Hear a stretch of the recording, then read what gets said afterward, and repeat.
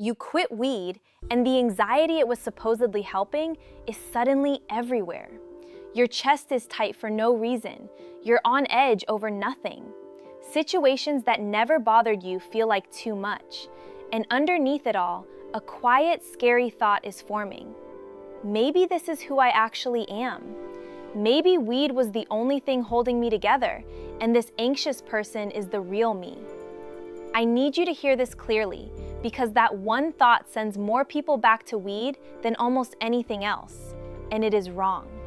What you're feeling is real, but it is not your personality, and it is not your baseline. It is a temporary state your brain is in while it rebuilds something weed taught it to stop making. The anxiety has a cause, a timeline, and an end. The version of you underneath it is still there.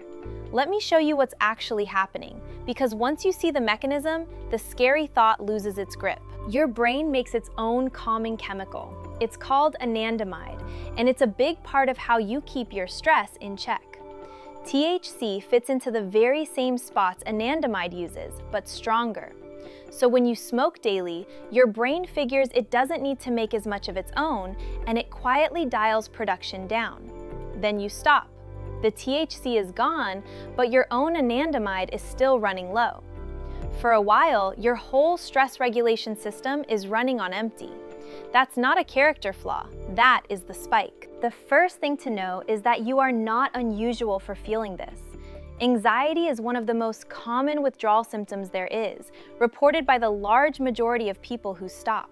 So if it's hitting you hard, that's not a sign you're doing it wrong, or that you're uniquely broken. It's close to the standard experience.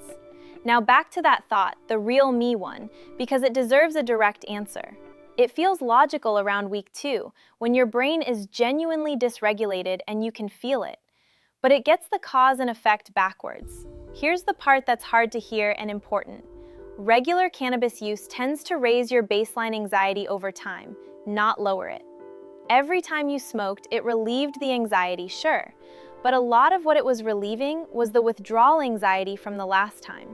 The relief was real, and the thing it was relieving was largely created by the weed itself. That's not a moral judgment, it's just a loop. Use, relief, the anxiety creeps back up higher, use again.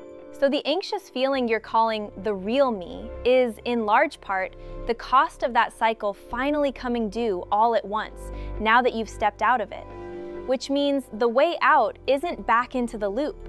It's forward, through the recalibration, to the baseline that was quietly climbing the whole time you were using. That baseline is lower than where you are right now. You just have to get to it. And to get there, you have to survive the part that trips people up. There's a piece of misinformation floating around the forums that I need to clear up, because it sets people up to fail.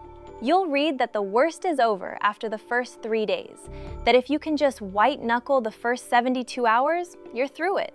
That is not true for the anxiety, and believing it is dangerous. The physical stuff of the first few days is rough, yes, but psychologically, week 2 is usually harder than week 1. The real peak of the anxiety tends to land in the first couple of weeks, not the first couple of days. So when people brace for a 3-day sprint and then get hit in week 2, they think something has gone wrong, when actually it is right on schedule. So plan for a couple of weeks, not a weekend.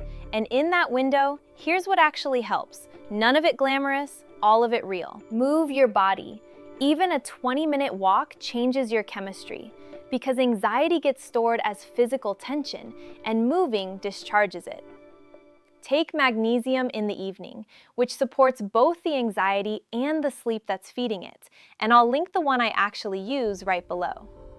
Do not isolate, even when every instinct says to hide, because being near one person you trust lowers your nervous system's alarm, even if you don't talk about any of it. And cut your caffeine, because pouring a stimulant into an already redlining system just turns the dial further up. None of these are cures. They're how you carry yourself through the weeks while your own calming system comes back online. One honest note before the end. Most withdrawal anxiety, however awful it feels, is self-limiting and passes. But if yours tips into something that won't ease at all, if you're having panic attacks you can't ride out, or you feel like you're losing your grip on reality, that's the point to get a real evaluation. Reaching for support there isn't weakness. It is just the right tool for that level. For everything short of that, what you need is a structure to carry you through the weeks until your own anandamide comes back. That is exactly what the Cannabis Detox Transformation Program at quit-smoking-weed.com is built around. All 3 phases: release, resilience, and clarity. The link is in the description. And that thought, that the anxious person is the real you, hold it loosely. It's the last thing the cycle says on its way out. The real you is the one on the other side of these few weeks, calmer than weed ever let you be.